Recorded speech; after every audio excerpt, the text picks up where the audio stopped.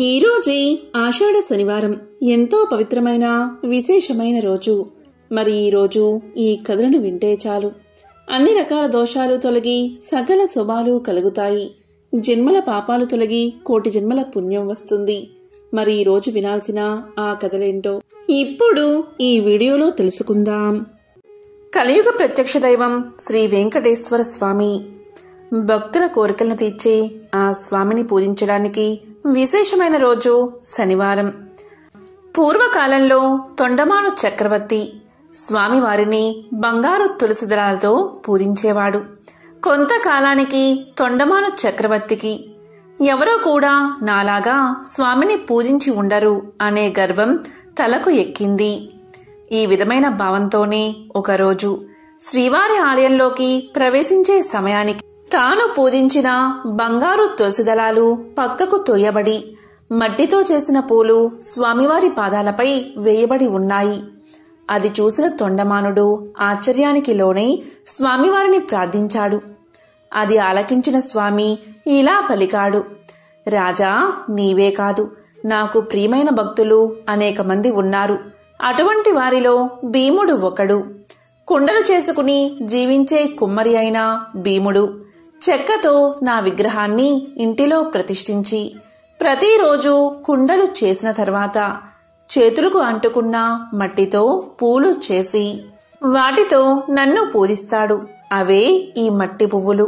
నాకు బంగారు పూలైనా మట్టి పూలైనా ఒక్కటే.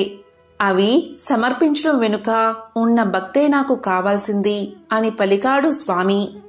వెంకటేశ్వర స్వామివారి మాటలు విని జ్ఞానోదయమైన తొండమానుడు స్వామివారితో కలిసి భీముడి ఇంటికి చేరుకున్నాడు. శ్రీ వెంకటేశ్వరుని చూసిన ఆనందంతో భీముడు పరిపరి విధాలా కీర్తించి తన ఆతిథ్యాన్ని స్వీకరించమని స్వామిని కోరగా అందుకు స్వామి అంగీకరించగా పగిలిన మట్టి పెంకులో సంకటి తెచ్చి స్వామివారికి అందించాడు భీముడు. స్వామివారు దాన్ని స్వీకరించారు. ఇది చూసిన తొండమానుడు భక్తి పారవస్యంలో మునిగిపోయాడు. అప్పట్నుంచి ప్రతిరోజు సగం పగిలిన మట్టి పెంకులో నివేదన పెట్టే ఆచారాన్ని ఏర్పరిచాడు. ఇప్పటికీ నిత్యం నైవేద్యం కుండ పెంకులోనే సమర్పించబడుతుంది. వివిధ రకాలైన పిండి వంటలు గంగాళాల కొద్దీ నైవేద్యంగా సమర్పించబడుతూ ఉన్నా అవన్నీ గర్భాలయానికి ముందున్న శయన మండపంలోనే నివేదిస్తారు. ఒక్క ఓడు నైవేద్యం మాత్రం గర్భాలయంలోకి తీసుకువెళ్లి నివేదిస్తారు. ప్రతిరోజు నివేదన కొరకు కొత్త కుండ పెంకునే ఉపయోగిస్తారు. అందువల్లే స్వామివారికి తోమని పల్లాలవాడు అనే పేరు ఏర్పడింది. కాగా కుమ్మరి భీముడు కురువతి నంబిగా ప్రసిద్ధి చెందాడు. భక్తులు కోరిన కోరికలు నెరవేరుస్తూ ఎంతో ప్రసిద్ధి చెందిన వెంకటేశ్వర స్వామివారిని శ్రీహరి, ఏడుకొండలవాడు, వడ్డీ కాసులవాడు, గోవిందుడు అని పిలుస్తారు. అయితే స్వామివారిని దర్శించుకునే భక్తులు తప్పనిసరిగా స్వామివారిని గోవింద గోవింద అనే పేరుతో పూజించడం మనం చూస్తున్నాము. అయితే స్వామివారిని ఈ విధంగా గోవింద అనే పేరుతో పూజించడానికి గల కారణమేమిటి, ఈ పేరు వెనుక ఉన్న కథ ఏమిటి అనే విషయాలను ఇప్పుడు తెలుసుకుందాం. పురాణాల ప్రకారం ఒకరోజు శ్రీ వెంకటేశ్వర స్వామి అగస్త్య మహర్షి యొక్క ఆశ్రమానికి వెళ్లి నన్ను శ్రీనివాసుడు అని పిలుస్తారు. మీ ఆశ్రమంలో చాలా గోవులు ఉన్నాయి కదా, నాకు ఒక గోవు కావాలి అని అడగడంతో అందుకు అగస్త్య మహాముని చాలా సంతోషించి ఇలా పలికారు, స్వామి, నేను మీకు గోవులను ఇవ్వడానికి నాకు ఎలాంటి అభ్యంతరమూ లేదు. కాని వేదాల ప్రకారం పత్ని లేనిదే గోదానం చేయకూడదు. కనుక మీరు సతీ సమేతంగా వస్తే సంతోషంగా మీకు గోదానం చేస్తాను అని చెప్పడంతో శ్రీనివాసుడు అక్కడి నుంచి వెళ్లిపోతాడు. అయితే ఆశ్రమంలో అగస్త్యుడు లేని సమయంలో శ్రీనివాసుడు పద్మావతిని వెంట తీసుకుని ఆశ్రమానికి వెళ్లి అగస్త్యుడి శిష్యుణ్ణి, నన్ను మీ గురువుగారు రమ్మన్నారు. గోదానం చెయ్యాలంటే సతీ సమేతంగా రమ్మని చెప్పారు. మీ గురువుగారి ఆజ్ఞ మేరకు సతీ సమేతంగా వచ్చాను. నాకు గోవు ఇవ్వు అనడంతో అందుకు ఆ శిష్యుడు, తన గురువు లేనిదే గోవులు ఇవ్వడానికి నిరాకరించాడు. మీరు గురువు ఉన్నప్పుడు రావాల్సిందని సూచించాడు. ఈ మాట విన్న శ్రీనివాసుడు ఎంతో కోపంతో తిరుమల కొండవైపు నడుచుకుంటూ వెళ్లసాగాడు.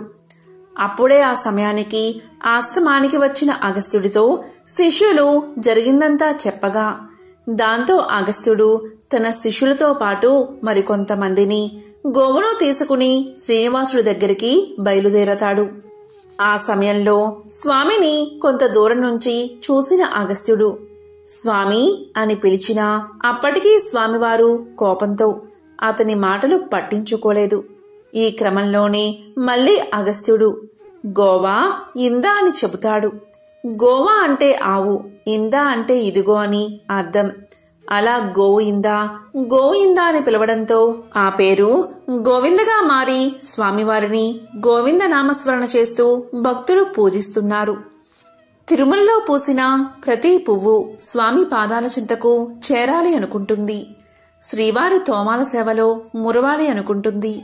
స్వామి గుండెలపై ఒదిగిపోవాలి అనుకుంటుంది. శ్రీవారి సొగసైన ముఖంపై గెడ్డం మీద పచ్చ కర్పూరాన్ని ఎందుకు అద్దుతారు? అక్కడ స్వామిని ఎవరు కొట్టారు? తిరుమల ఆలయంలో మహాద్వారానికి కుడివైపున కనిపించే గుణపం కథ ఏమిటి? తిరుమలలో స్త్రీలు పువ్వులు ఎందుకు పెట్టుకోరు? ఈ ప్రశ్నలంటికి ఒకే సమాధానం, అనంత ఆళ్వారులు. శరణుజొచ్చిన భక్తులపై ఆ వెంకటాచలపతి ఎంతటి దయావర్షం కురిపిస్తారో చెప్పే కథే ఇది. అనంతాచార్యుల చరితం నిష్కల్మషమైన భక్తికి తార్కాణం. తిరుమలలో పూసిన ప్రతి పువ్వు స్వామి పాదాల చెంతకు చేరాలి అనుకుంటుంది. ఇలాగే స్వామి సేవలో తరించి ఆయన పాదాల మీద రాలిన గొప్ప భాగవోత్తముడు అనంత ఆళ్వారులు. అనంత ఆళ్వారుల గురించి తెలుసుకోవడం అంటే భక్తులపై శ్రీనివాసుడి అనంతమైన ప్రేమ, వాత్సల్యం గురించి తెలుసుకోవడమే. శ్రీరంగంలో భగవత్ రామానుజుల శిష్యులే అనంతాచార్యులు.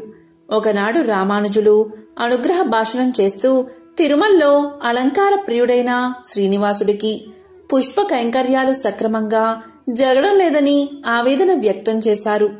కాని దట్టమైన అడవులు, క్రూర మృగాలు, విషసర్పాలు సంచరించే శేషాచల కొండల్లో ఎవరు ఉండగలరు? అక్కడ చెరువు తవ్వి బృందావనం తయారు చేసి పుష్పసేవ ఎవరు చేస్తారు? ఈ విధంగా గురువు రామానుజుల మనసులోని బాధను అర్థం చేసుకున్న శిష్యుడైన అనంతాచార్యుడు తాను వెళ్లి వెంకటాచలపతికి పుష్ప కైంకర్యాలు సమర్పిస్తాను అన్నారు. గురువుగారికిచ్చిన మాట ప్రకారం గర్భవతి అయిన భార్యను తీసుకుని తిరుమలకు చేరారు అనంత ఆళ్వారులు.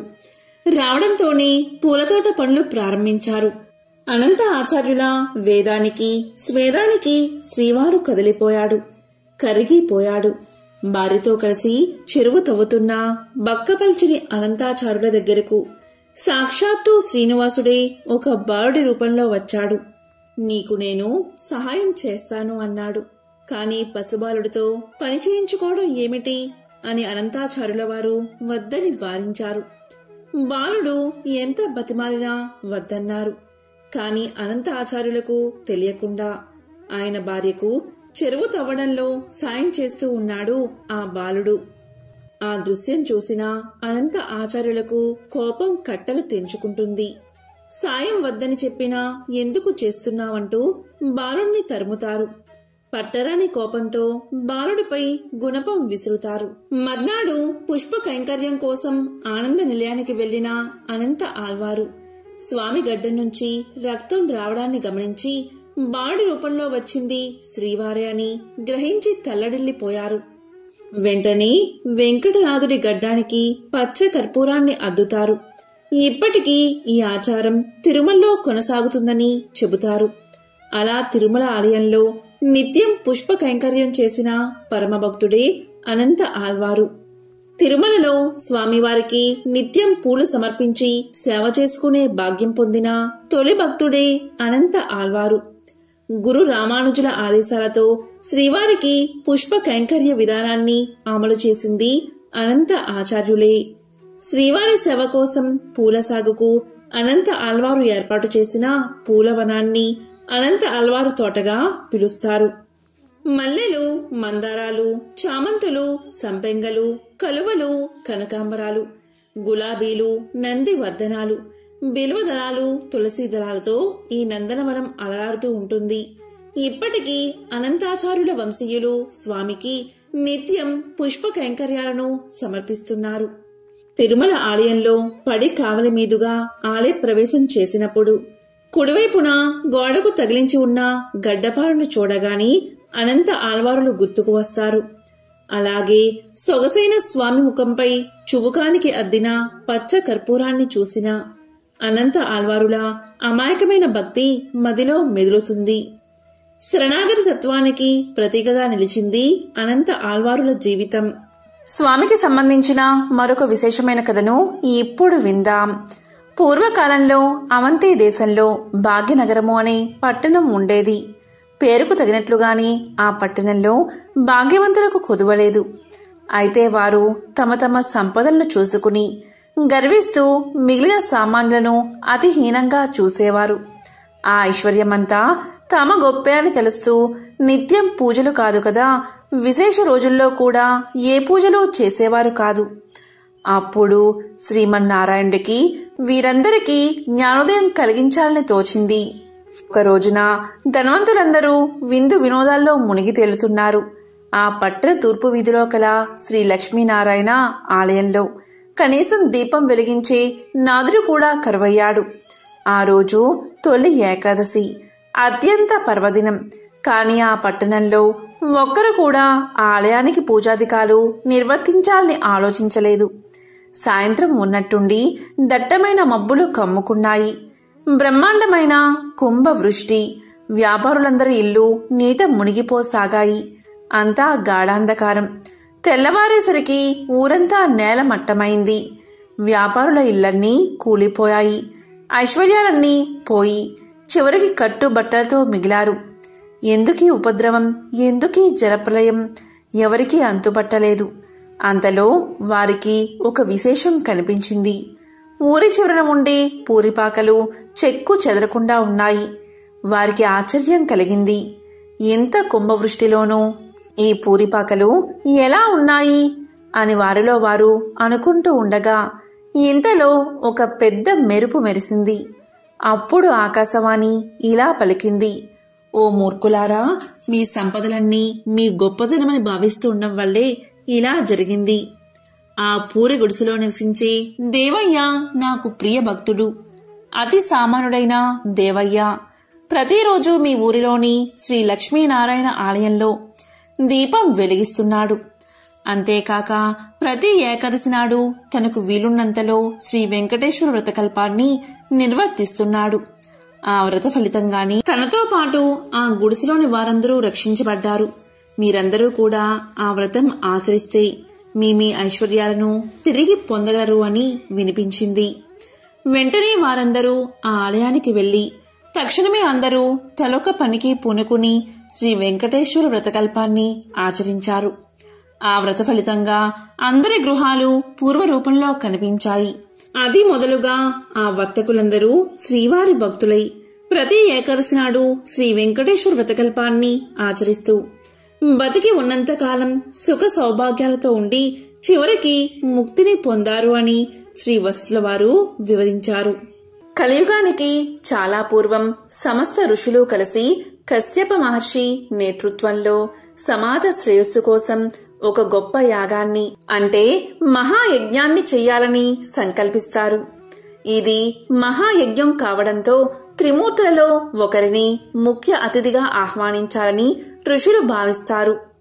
ఈ సమయంలో నారద మహర్షి తన ప్రయాణ సమయంలో భూమిపైకి వచ్చి ఋషులు చేయబోయే మహాయజ్ఞం గురించి తెలుసుకుంటాడు. అప్పుడు నారదుడు ఇలా పలుకుతాడు, ఓ మహారుషులారా, ఈ యాగంతో మీరు ఎవరిని సంతోష పెట్టబోతున్నారు? మీరు పవిత్రమైన త్రిమూర్తులలో అత్యంత ఉన్నతమైన వ్యక్తిని సంతోష పెట్టబోతున్నారా? పవిత్ర త్రిమూర్తులలో ఎవరు పరమేశ్వరుడు అన్న ప్రశ్నకు ఋషులు అయోమయానికి లోనవుతారు. దీంతో వారు త్రిమూర్తులలో ఉన్నతమైన వ్యక్తిని యాగానికి ఆహ్వానించాలని తలపోస్తారు. లోక కళ్యాణం కోసం యజ్ఞం తలపెట్టిన మహర్షులు త్రిమూర్తులలో గొప్పవారెవరో నిర్ణయించమని భృగు మహర్షిని పంపుతారు. అరికాలిలో నేత్రం కారణంగా తనకు గల శక్తి పట్ల గర్వితుడై ఉన్న భృగు మహర్షి తొలుత సత్యలోకానికి చేరుకుంటాడు. అక్కడ సత్యలోకంలో వేదగానం చేస్తూ బ్రహ్మదేవుడు, ఆయన గాత్రానికి వీణానాదాన్ని అందిస్తూ సరస్వతీదేవి సంగీతంలో సంలీనులై ఉన్నారు. ఆలు మగలిద్దరూ ఒకే అనుభూతిలో లయించి ఉండగా ఆ అనునాదం అనంతమై విస్తరించింది. భృగువు రాక వారిని ఆటంకపరచలేదు.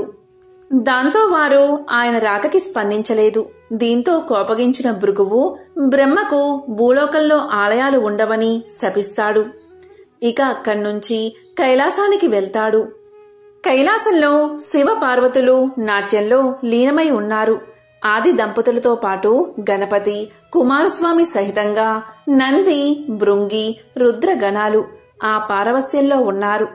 ఇక్కడ కూడా భృగు మహర్షికి స్వాగత సత్కారాలు లభించలేదు.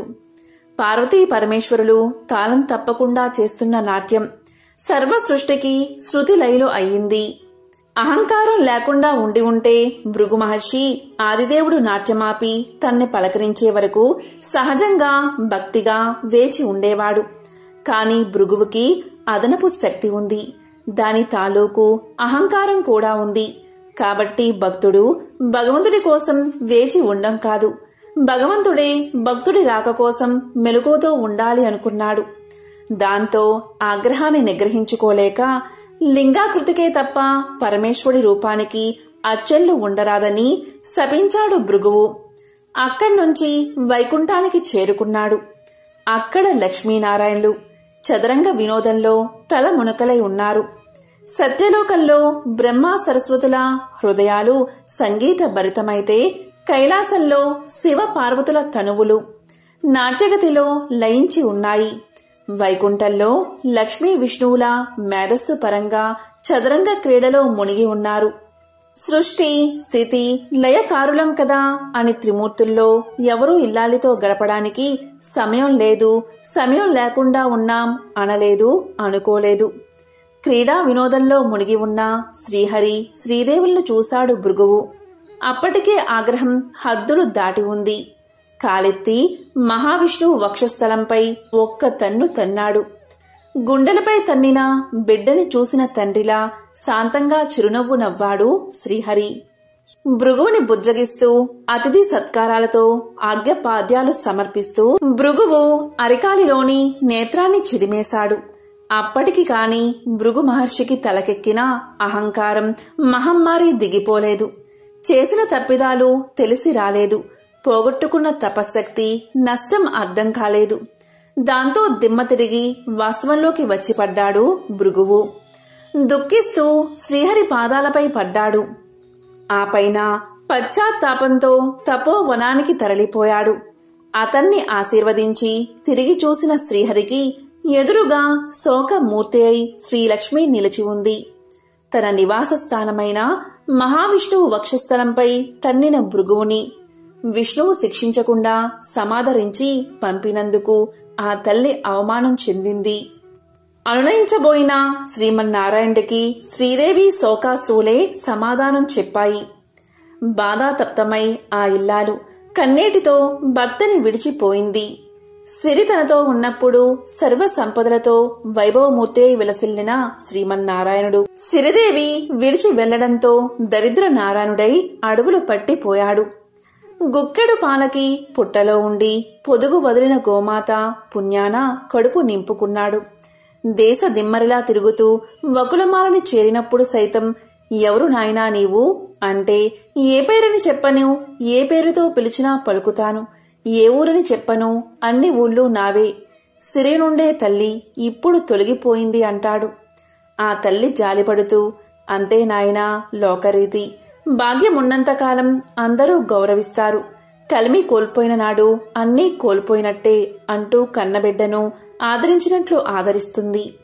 ఆశ్రమవాసి అయి వరహమూర్తి అనుమతి పొంది ఆశ్రితుడై జీవిస్తూ ఆకాశరాజ పుత్రి పద్మావతిని పరిణమాడాలి అనుకుంటే పైసలేవి? పెళ్లి చేసుకునేందుకు వడ్డీకి అప్పు తీసుకోవాల్సి వచ్చింది. ఒకప్పుడు సిరి సంపదలకి నెలవైనవాడు. కలకంట కంట కన్నీరొలికితే అదీ పరిస్థితి. శ్రీ వెంకటేశ్వర స్వామికి సంబంధించిన ఒక విశేషమైన కథను ఇప్పుడు విందాం. పూర్వకాలంలో మగధ సామ్రాజ్యంలో విష్ణుచిత్తుడు అని శ్రీవారి ప్రియభక్తుడు ఉండేవాడు. అతనికి 9 మంది స్త్రీ సంతానం కలిగారు. ఎంతో పాండిత్యం ఉన్న మిక్కిలి పేదరికంతో బాధపడుతున్నాడు విష్ణుచిత్తుడు. విష్ణుచిత్తుని భార్య తారామతి. ఎల్లప్పుడూ ఆమె శ్రీమన్నారాయణ్ణి ప్రార్థిస్తూ ఉండేది. అప్పుడప్పుడు వివాహాది శుభకార్యాల పౌరోహిత్య కార్యక్రమంలో దక్షిణగా వచ్చే కొద్ది సొమ్ముతో ఎంతో కష్టాలు పడుతూ కాపురం సాగిస్తున్నారు ఆ దంపతులు. కుమార్తెలకు యుక్త వయసు వచ్చింది.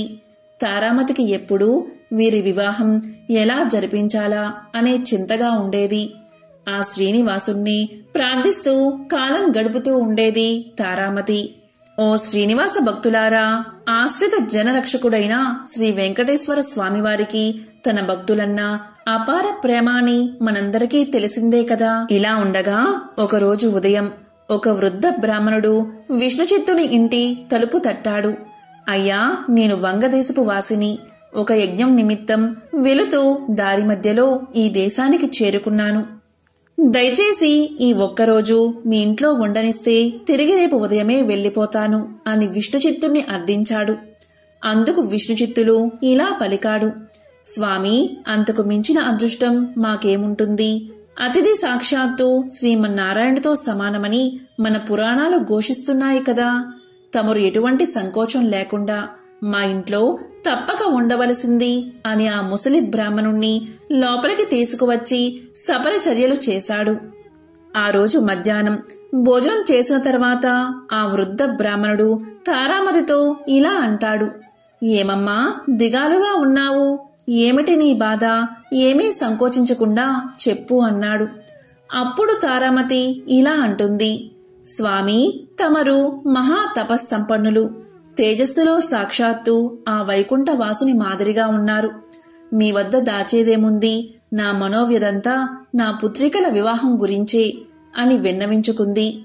అంతటా ఆ విప్రోత్తముడు చిరునవ్వు నవ్వి ఇలా అన్నాడు. తల్లి, నీ బాధ నేను గ్రహించాను. నీ కష్టాలన్నీ తొలగిపోయి కుమార్తెలకు శుభప్రదంగా వివాహం అవ్వడానికి ఒక అద్భుత వ్రతాన్ని నీకు తెలియచేస్తాను. ఆ వ్రతాన్ని ఆచరిస్తే మీ కష్టాలు పటాపంచలైపోతాయి. శ్రీ వెంకటేశ్వర వ్రతము అనే వ్రతం మిక్కిలి సులభతరం అని చెప్పి ఆ వ్రత విధానమంతా ఆ దంపతులకు వివరించాడు. అంతటా విష్ణుచిత్తుడు ఇలా పలికాడు. స్వామి, మహా సంతోషం. ఇంతకు మించిన భాగ్యం ఏముంటుంది మాకు? ఎన్నో రోజులు ఎందుకు, శుభస్థ శీఘ్రమని పెద్దలు అన్నారు కదా. ఈ రోజే ఎంతో మంచి రోజు.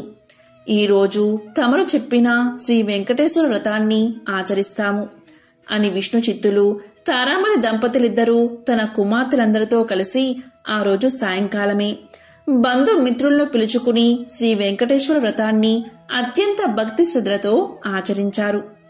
వచ్చిన భక్తులందరూ వ్రతం పూర్తయిన తర్వాత తీర్థ ప్రసాదాలు స్వీకరించి తమ తమ గృహాలకు వెళ్లిపోయారు. అప్పుడు విష్ణుచిత్తుల వారు భార్యా సమేతంగా ఆ బ్రాహ్మణోత్తముడికి పాద నమస్కారం చేసి తమ దంపతులను ఆశీర్వదించవలసిందిగా వేడుకున్నారు. అప్పుడా బ్రాహ్మణోత్తముడు వ్రత తీర్థ ప్రసాదాలు తాను స్వీకరించి మనోభీష్టా సిద్ధిరస్తు, శ్రీ లక్ష్మీ శ్రీనివాస కటాక్ష సిద్ధిరస్తు అని ఆశీర్వదించాడు. ఇంతలో చీకటిపడి నిద్రా సమయం అయింది. అంతటా విష్ణుచిత్తుడు ఆ బ్రాహ్మణుడికి ఒక చిరిగిన దుప్పటిని ఇచ్చి కన్నీళ్ల పర్యంతంగా ఇలా పలికాడు. స్వామి, కడుపేదనైనా నా వద్ద ఇంతకు మించి మంచి దుప్పటి లేదు. ఈ రాత్రికి నన్ను క్షమించి దీని యందే పడుకోండి అని వేడుకున్నాడు. అందుకు ఆ బ్రాహ్మణుడు చిరునవ్వు నవ్వి ఇలా అన్నాడు. విష్ణుచిత్త, ఏమీ బాధపడకు. నేను బయట వసారాలో పడుకుంటాను అని చెప్తాడు. కొద్దిసేపటికే అందరూ కూడా నిద్రలోకి జారుకున్నారు. రాత్రి 4వ జామున ఉరుములు మెరుపులతో పెద్ద వర్షం కురిసింది. అంతా కటిక చీకటి. గాఢాంధకారంలో కంటికి ఏమీ కనబడట్లేదు. విష్ణుచిత్తునికి బయట పడుకున్న ఆ ముసలి బ్రాహ్మణుడు ఎలా ఉన్నాడో అని బెంగగా ఉంది. కాని ఈ గాఢాంధకారంలో ఏమీ కనిపించక ఎప్పుడెప్పుడు తెల్లవారుతుందా అని ఆ రాత్రి గడిపాడు విష్ణుచిత్తుడు. ఆ కుటుంబమంతా. ఇంతలో తెల్లారింది. వాన తేలికపడింది. బయట బ్రాహ్మణుడు ఏమయ్యాడో, ఎంత బాధపడ్డాడో అనుకుంటూ బయటకు వచ్చిన ఆ దంపతులకు అద్భుత దృశ్యం కనిపించింది. అక్కడ విప్రోత్తముడు లేడు. చిరిగిన దుప్పటి స్థానంలో పట్టు పీతాంబరం ఉంది. ఆ పీతాంబరంపై శ్రీ వెంకటేశ్వర స్వామివారి విగ్రహం చిరునవ్వుతో కనిపించింది. జరిగినదంతా ఆ దంపతులకు అర్థమైంది. వారి ఆనందానికి అవధులు లేవు. వచ్చింది సాక్షాత్తు ఆ శ్రీమన్నారాయణుడే. ఆహా, ఏమి మన భాగ్యము! కాని ఆ స్వామివారిని గ్రహించలేకపోయామే. చివరికి చినిగిన దుప్పటి ఇచ్చామే అని తలుస్తూ శ్రీ స్వామివారి విగ్రహాన్ని కళ్లకు అద్దుకుని ఇంట్లోకి వచ్చారు. ఇల్లంతా స్వర్ణమయంగా కనిపించింది. అంతటా ధనరాశులే. ఆహా, శ్రీ వెంకటేశ్వర స్వామివారి వ్రతకల్ప మహత్యం వల్ల కదా ఇదంతా జరిగింది అని ఆ స్వామిని అనేక విధాలా స్తుతించారు. చూసారా, సాక్షాత్తు శ్రీ స్వామివారే ఆ భక్తుడి ఇంటికి అతిథి రూపంలో వచ్చి వ్రత విధానం చెప్పడమే కాకుండా తీర్థ ప్రసాదాలు కూడా తానే స్వయంగా స్వీకరించాడు. శ్రీ స్వామివారు అంతటి కరుణామయుడు. ఎవరైతే భక్తి శ్రద్ధలతో ఈ వ్రతాన్ని ఆచరిస్తారో వారింటికి తానే స్వయంగా ఏదో రూపంలో తప్పక వస్తాడు. మీరందరూ కూడా ఈ వ్రతాన్ని ఆచరించి స్వామివారి కరుణా కటాక్షాలు పొందండి. శ్రీ లక్ష్మీ శ్రీనివాస కటాక్ష సిద్ధిరస్తు అని విశ్వామిత్రుల వారు ముళ్లకు తెలియచేశారు. ఒకానొక సమయంలో భృగు మహర్షి శ్రీ మహావిష్ణువును లక్ష్మీ నివాస స్థానమైన విష్ణువు యొక్క వక్షస్థలంపై తన్నుతాడు. దీనికి కోపగించిన మహాలక్ష్మీదేవి వైకుంఠం నుండి భూలోకానికి చేరుకుంటుంది. అప్పుడు విష్ణువు కూడా వైకుంఠాన్ని వదిలిపెట్టి వెంకట కొండపై ఉన్న పుష్కరిణి పక్కన ఉన్న చింత చెట్టు కింద ఒక చీమల కొండలో తిండి నిద్ర లేకుండా లక్ష్మీదేవి తిరిగి రావాలని తపస్సు చేస్తూ ఉంటాడు. కృష్ణావతారంలో దేవకీ కుమారుడైన శ్రీకృష్ణుణ్ణి యశోద తన తొలినాళ్లలో పెంచుతుంది.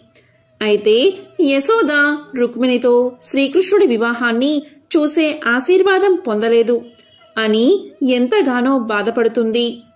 అప్పుడు శ్రీకృష్ణుడు తన తర్వాత అవతారంలో శ్రీనివాసునిగా యశోద కోరికను తీరుస్తానని వాగ్దానం చేశాడు. అదే శ్రీ వెంకటేశ్వరుని అవతారం. ఈ అవతారంలో యశోద వకులాదేవిగా జన్మిస్తుంది.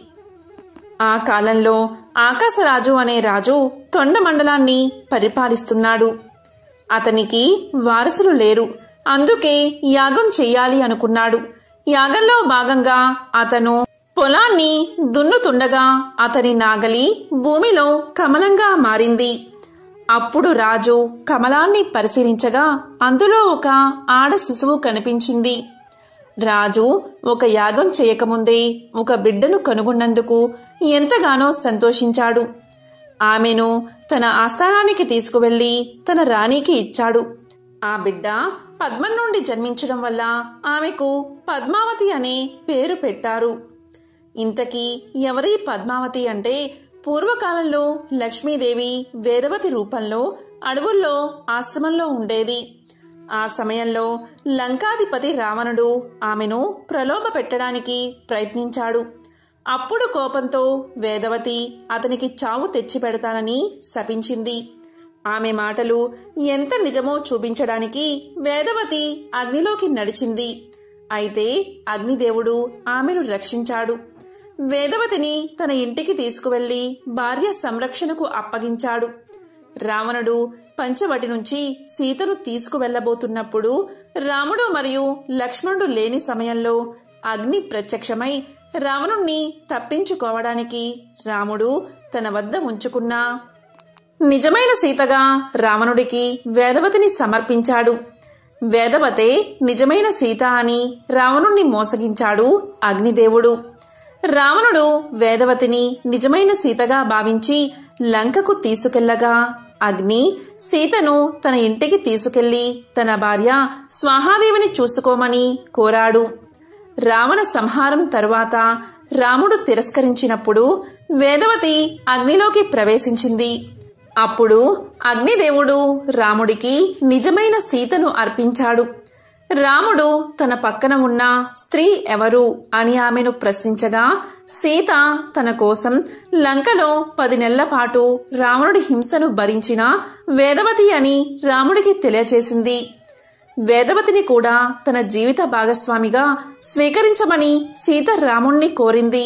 కాని రాముడు ఇలా తెలియచేస్తాడు, నేను శ్రీనివాస అవతారం ఎత్తినప్పుడు ఈ వేదవతి ఆకాశరాజు కుమార్తెగా అంటే పద్మావతిగా జన్మిస్తుంది.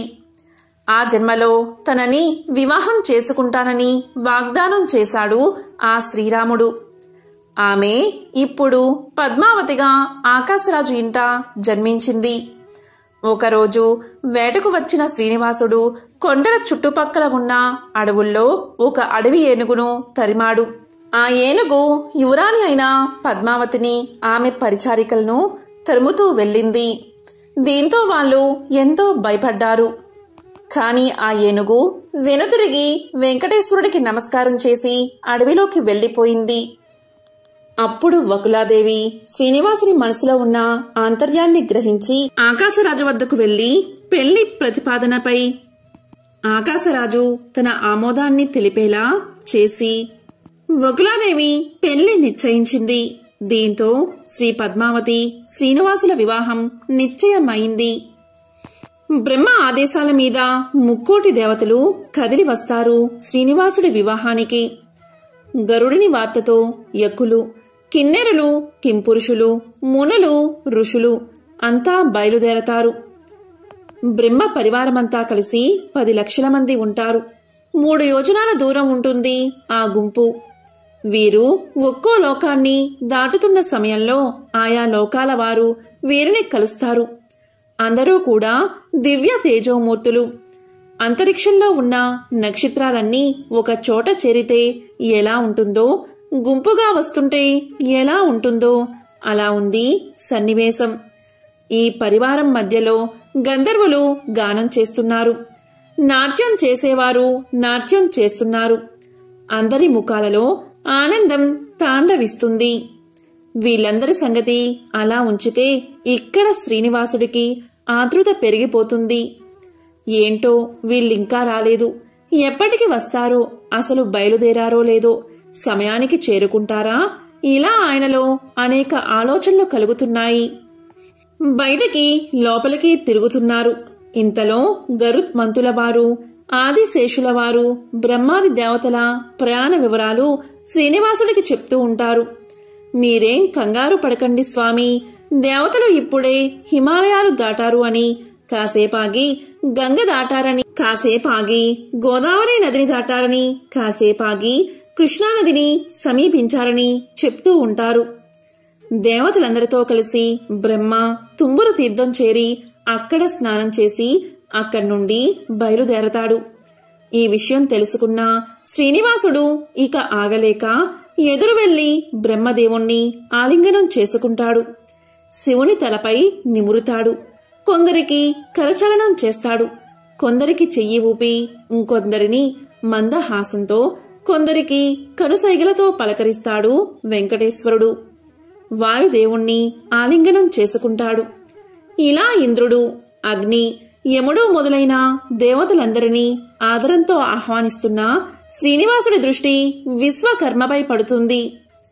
ఇంతమంది నా దగ్గరకు వచ్చినా నువ్వు మాత్రం గర్వంతో దూరంగా ఉన్నావు అని పలికి ఇతనిని విశ్వకర్మ పదవి నుంచి తొలగించి నాయందు భక్తి ప్రపత్తులు కలిగిన వారిని నియమించు అని చంద్రుడితో పలుకుతాడు శ్రీనివాసుడు.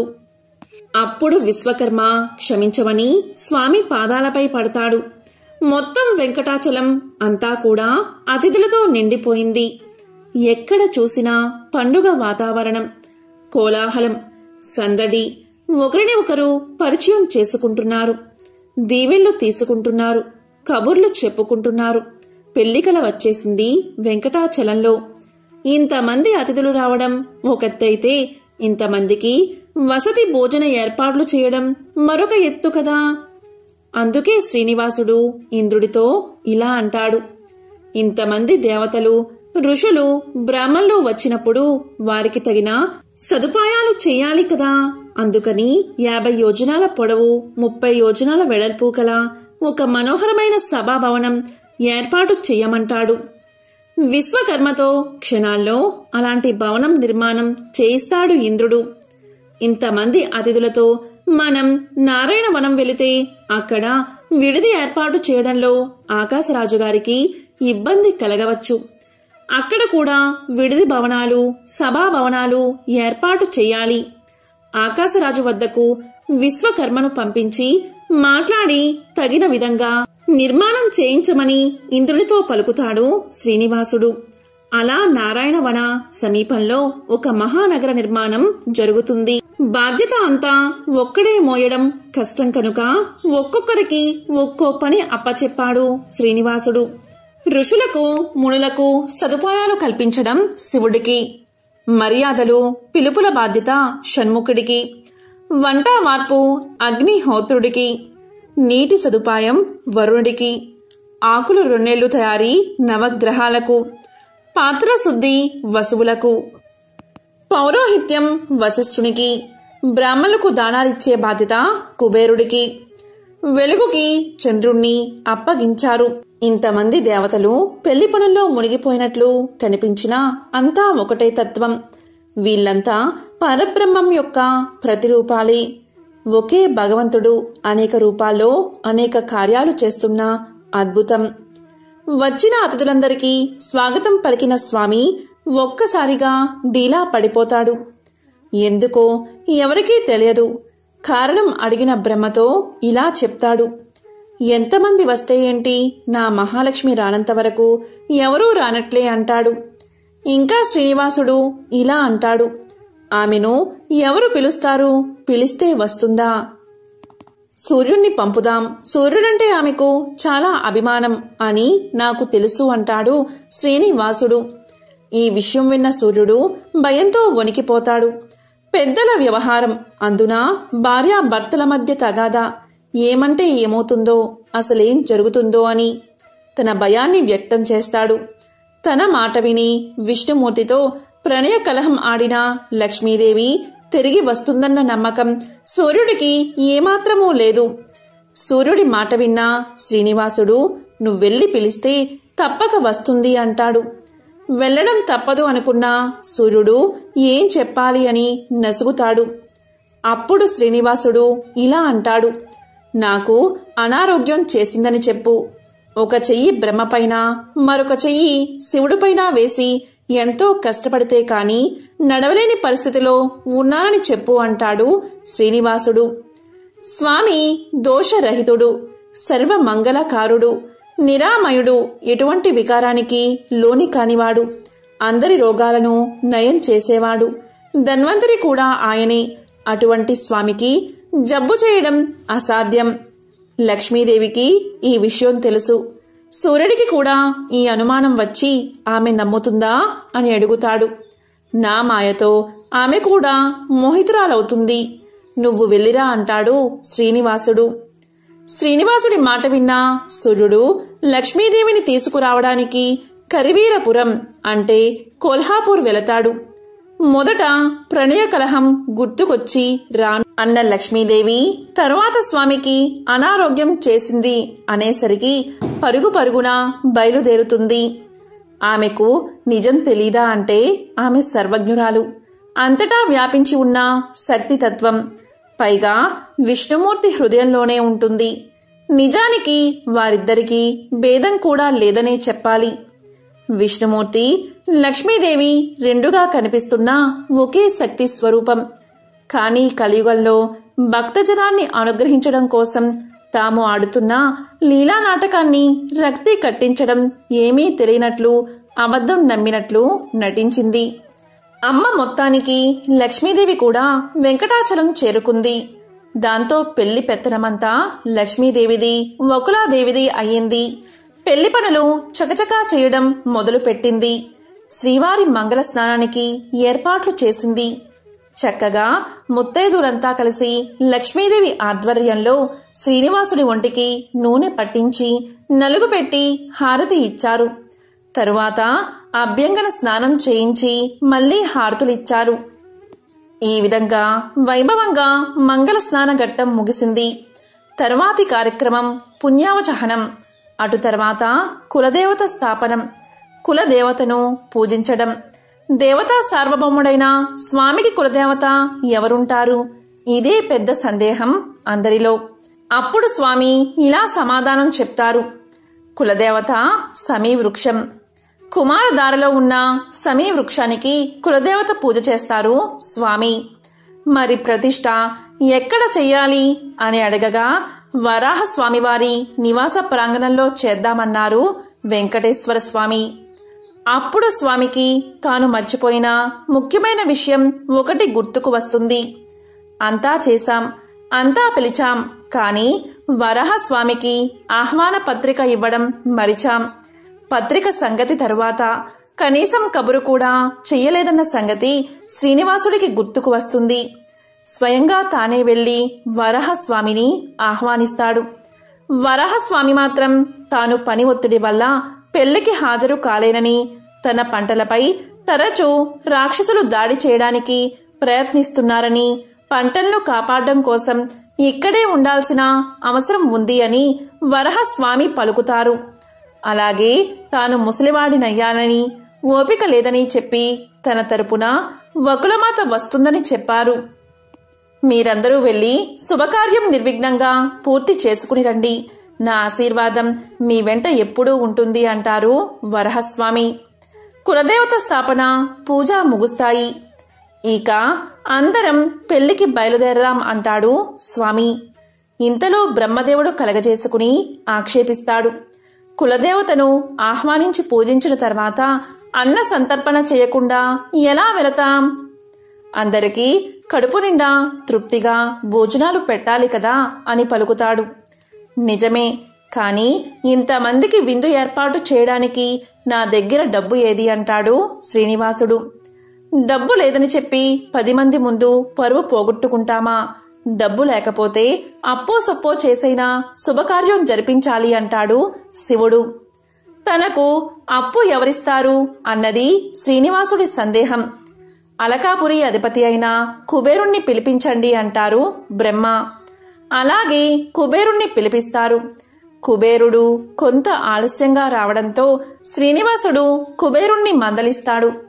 అందరి ముందు అప్పు తీసుకుంటే ఏం బాగుంటుంది అని శ్రీనివాసుడు, కుబేరుడు, బ్రహ్మ, శివుడు కలిసి తిరుమల పుష్కరిణికి పడమర దిక్కున కల రావి చెట్టు వద్దకు వెళతారు.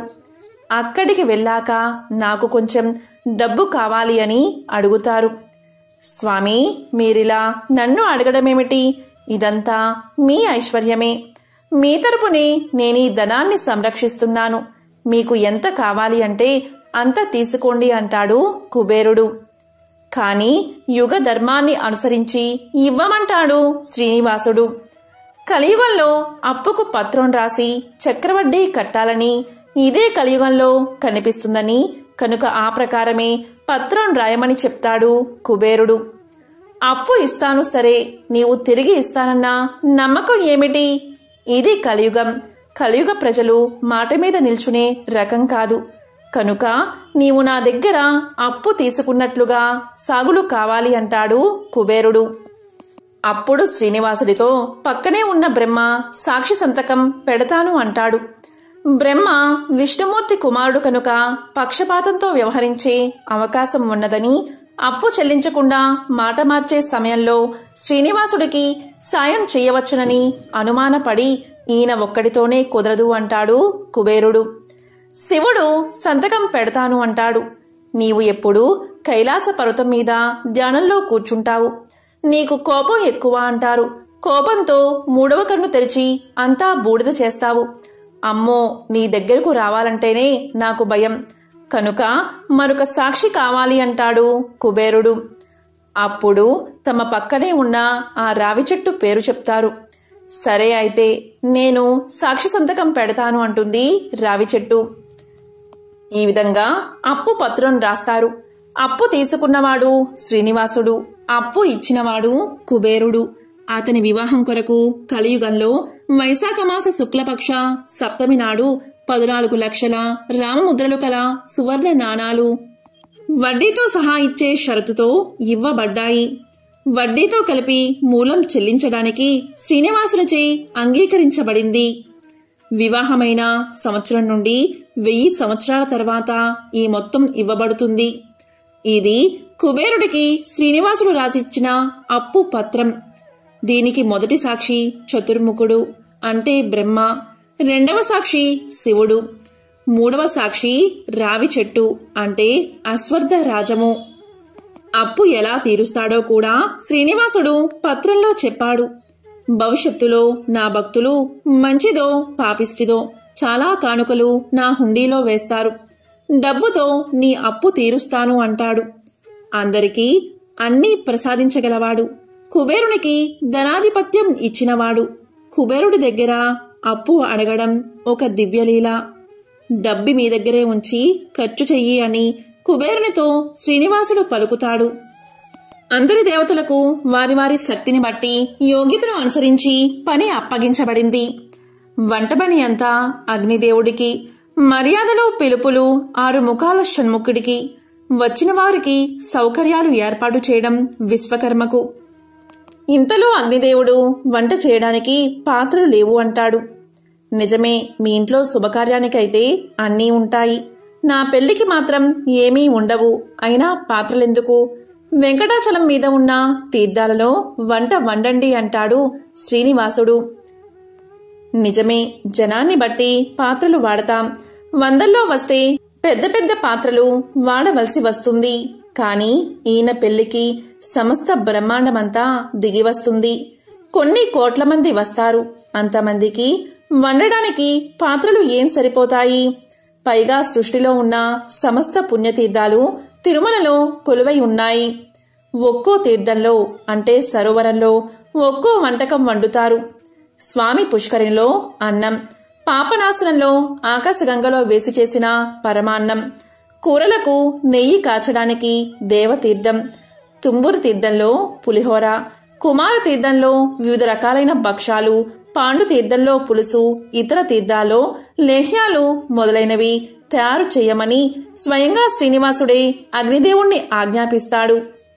వంటలన్నీ సిద్ధమవుతాయి. కాని నైవేద్యం పెట్టిన తర్వాతే అతిథులందరికీ వడ్డన. నువ్వే భగవంతుడివి, యజ్ఞ భోక్తవి కనుక ముందు నువ్వు భోజనం చెయ్యి అని శ్రీనివాసుడితో బ్రహ్మదేవుడంటాడు. నా ఇంట్లో శుభకార్యానికి వచ్చిన అతిథులకు భోజనం పెట్టకుండా నేను భోజనం చేయడం తగదు. అది సాంప్రదాయం కాదు అంటాడు స్వామి. మన ఇంట్లో శుభకార్యం జరిగినప్పుడు అందరూ భోజనం చేశాక మనం భోజనం చేయడం విధి. మనకు అది ఎప్పుడూ గుర్తుండడం కోసం స్వామి పలికిన మాటలివి. మరి నివేద చెయ్యని పదార్థాలను అతిథులెవరూ ముట్టుకోరు కదా, ఏం చెయ్యాలి అంటాడు బ్రహ్మ. స్వామి ఇలా పలుకుతారు. నేను ఇంకొక రూపంలో ఇదే కొండ అంటే శేషాచలం మీద అహోబిలంలో నరసింహునిగా వెలిసి ఉన్నాను. ఈ అహోబిల నరసింహస్వామికి నివేదన చేసి అందరికీ నైవేద్యం వడ్డించండి అంటాడు శ్రీనివాసుడు. నివేదన చేశాక అగ్నిదేవుడి ఆరాధన పూర్తవుతుంది. అందరికీ భోజనాలు ముగిశాక అందరికీ దక్షిణ తాంబూలాలు శ్రీనివాసుడే ఇచ్చారని పురాణం. ఇలా పూర్తయ్యాక ఆ రాత్రికి అక్కడే గడిపేసి తెల్లవారుజాముని మంగళ వాయిద్యాల నడుమ మగపెళ్లివారి బృందం ఆకాశరాజు ఇంటికి నారాయణవనం బయలుదేరింది. మంగళ వాయిద్యాలు, కబురులు, సంబరాల నడుమ సరదాగా నడిచిపోతున్న బృందం పద్మ సరోవరం చేరుకుంది. అక్కడే సుఖాచార్యుల వారి ఆశ్రమం ఉంది. పద్మ సరోవరం సమీపిస్తున్న సమయంలో శుకుడు శ్రీనివాసుడి దగ్గరకు చేరి తన ఆశ్రమానికి విచ్చేసి ఆతిథ్యం స్వీకరించవలసిందిగా కోరతాడు. తర్వాత రోజు నవమి. ఆ రోజు శ్రీనివాసుడితో సహా అందరూ నారాయణపురం చేరుకుంటారు. తరువాత శ్రీనివాసుడు రాజగృహానికి చేరుకుంటాడు. అప్పుడు తొండమానుడి భార్య కుంకుమ కలిపిన ఎర్రని నీటితో కుంభహారతి ఇచ్చి లోపలికి ఆహ్వానించిందట. శ్రీనివాసుడి పాదాలు కడగడానికి స్వామి పుష్కరిణి జలాలు తెప్పించాడట ఆకాశరాజు. బ్రహ్మ కడిగిన పాదాలకు ఆకాశరాజు ధరణీదేవి కడిగే అదృష్టాన్ని పొందారు. ముహూర్తం సమీపించగా 1,000,000 సువర్ణ నాణాలను కానుకగా ఇచ్చాడు ఆకాశరాజు. నాకీ డబ్బు ఎందుకు, నవరత్న ఖచ్చితమైన ఆభరణాలు ఇవ్వండి అంటాడు శ్రీనివాసుడు. అప్పుడు ఆకాశరాజు శ్రీనివాసుడికిచ్చిన ఆభరణాల గురించి భవిష్యోత్తర పురాణం ఇలా చెప్తుంది. 100 తులాల బంగారు కిరీటం, అంతే బరువుగల నడుమ పట్టి, భుజకీర్తులు, నూపురములు, 2 నాగభుజ భూషణాలు, భుజాల వరకు వేలాడే ముత్యాలతో చేయబడిన కర్ణభూషణములు, 32 తులాల బరువు కలిగిన నవరత్న ఖచ్చిత కంకణాలు, నాగభూషణాలు 2, వజ్రాలు పొదిగిన బంగారు కటిసూత్రము, పాదుకలు, 64 తులాల బంగారు భోజన పాత్ర, పంచపాత్రలు 64 పట్టు వస్త్రాలు. ఇలా శ్రీనివాసుడికి శరీరమంతా ఆభరణాలు సమర్పించాడు ఆకాశరాజు. తరువాత వధూవరుల ప్రవరలు చెప్పించి బృహస్పతి, వశిష్ఠులు కన్యాదానం చేయించారు. అత్రి గోత్రమున జన్మించిన సువీరుని ముని మనవరాలు, సుధర్ముని మనవరాలు, ఆకాశరాజుకు పుత్రిక అయిన పద్మావతీ దేవిని యయాతి ముని మనవడు, సూరసేనుని మనవడు, వసుదేవుని కుమారుడు, వశిష్ఠ గోత్రంలో పుట్టిన వెంకటేశ్వరునికిచ్చి వివాహం చేయదలిచారని చెప్తూ కన్యాదానం పూర్తి చేశారు. మంగళ సూత్రధారణ చేసిన తర్వాత నవరత్నాలను అక్షింతలుగా వేసి ఆశీర్వదించారు మునీశ్వరులు. అటు తర్వాత వచ్చిన అతిథులందరికీ దక్షిణ తాంబూలాలు ఇచ్చాడు ఆకాశరాజు. 1,000,000 సహస్ర గోవులను బ్రాహ్మణులకు దానమిచ్చాడు ఆకాశరాజు. అంతా ముగిశాక కొత్త దంపతులతో కలిసి అందరూ బూరి భోజనాలు చేశారు. మొత్తం 5 రోజుల పెళ్లి జరిగిందని పురాణం చెప్తుంది. 5వ రోజు అప్పగింతలు జరిగాయట. స్వామి వివాహం జరిగిన నారాయణపురం తిరుపతికి 50 కిలోమీటర్ల దూరంలో ఉంది. అక్కడ వెంకటేశ్వర స్వామి యొక్క ఆలయం ఉంది. పద్మావతీదేవి కళ్యాణానికి వడ్లు విసిరిన పెద్ద తిరగలి కూడా ఇక్కడ మనం ఈ రోజుకి చూడవచ్చు. ఈ విధంగా శ్రీనివాసుడి కళ్యాణ కథను జనక మహారాజుకు శతానందుడు చెప్పాడని సౌనకాది మునులకు సూత మహాముని చెప్పాడు.